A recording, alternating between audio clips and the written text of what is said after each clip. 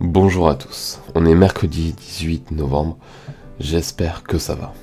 On se retrouve pour une petite vidéo tutoriel, je commence tout de suite. Alors je fais un contour de cœur au crayon, puis un second plus grand. Alors je parlerai le long de la vidéo. Je fais une petite couche de couleur à notre pendentif.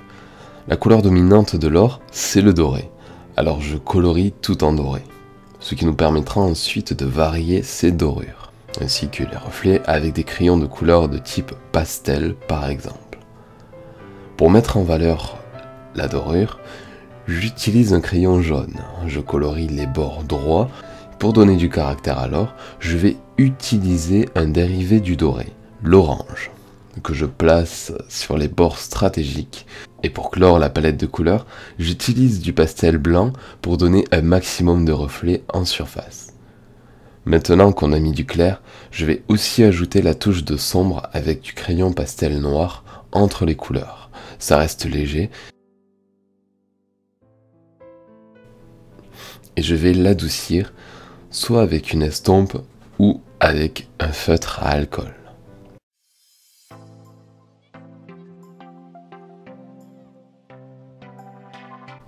Sous le cœur, je vais crayonner les zones à ombre avec ce critérium.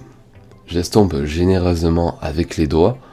On peut aussi marquer les bords du cœur avec un outil tel qu'un crayon foncé ou un stylo noir. Le résultat peut être intéressant. Je peux ajouter des touches de couleur avec d'autres pastels ou directement sur l'ombre que génère le cœur. Je vais amplifier l'ombre sous le cœur pour donner du relief. Perso, j'utilise un ProMaker Blender.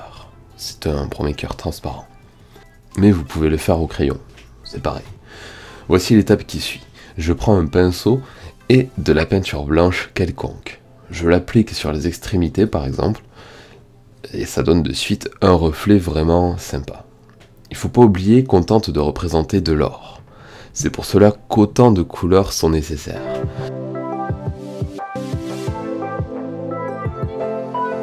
Si vous voulez mettre une gravure sur votre cœur, c'est simple. Utilisez une couleur foncée pour écrire vos mots ou vos chiffres. Quand c'est fait, utilisez un pastel blanc ou une couleur très claire pour faire le contour de votre écriture.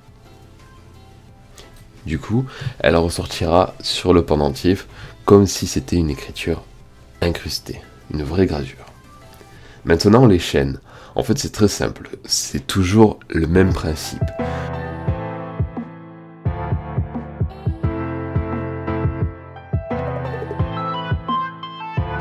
Je fais un ovale et deux traits courbés. Un ovale et deux traits courbés, ainsi de suite. Ensuite, on n'aura qu'à relier les traits courbés à chaque ovale avec nos couleurs. Bien sûr, en laissant un espace au centre.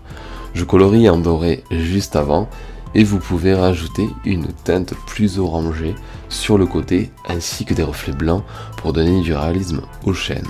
Voilà notre cœur terminé. Avant que la vidéo ne se termine, je voulais parler de 2-3 choses pour que tout soit clair sur ma chaîne YouTube. J'envoie effectivement deux types de contenu, les tutoriels français et les vidéos avec des titres anglais compréhensibles et bien souvent transparents. Pour une raison simple, c'est que le dessin n'a pas de frontières et qu'il n'y a pas que des Français qui regardent mes vidéos, bien que vous soyez ma priorité. L'anglais étant la langue la plus apprise, je l'utilise dans certains titres. Mais bien souvent, je mets une traduction dans la vidéo elle-même s'il y a des infos importantes. Alors je le précise parce que c'est un commentaire qui revient souvent et déclenche de l'incompréhension, ce que je peux comprendre. Très prochainement, je ferai des nouveaux tutoriels un peu à l'ancienne avec du matériel noir et blanc.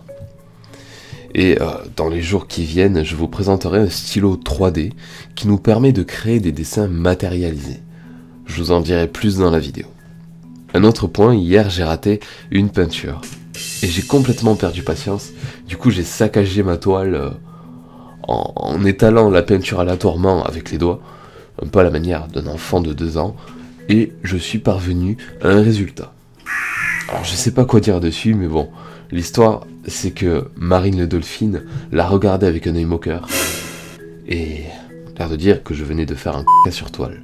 Du coup je lui ai lancé un pari. Si j'arrive à vendre ma toile aux enchères, je remporte ce pari. Ce qui veut dire que la vaisselle ne me concernera plus pendant 2 semaines. Bon, pour vous convaincre de m'aider, je livre ma toile avec un certificat d'authenticité. Je l'ai nommé Chakra de Poisson. C'est une peinture acrylique. Avouez, mon tableau vous plaît déjà. Bon, j'ai mis les informations dans la description si vous voulez suivre l'enchère pour le fun. Et par contre, c'est 24 heures, il reste. On se retrouve très bientôt pour d'autres vidéos sur le dessin. Je vous remercie de m'avoir suivi et à très vite.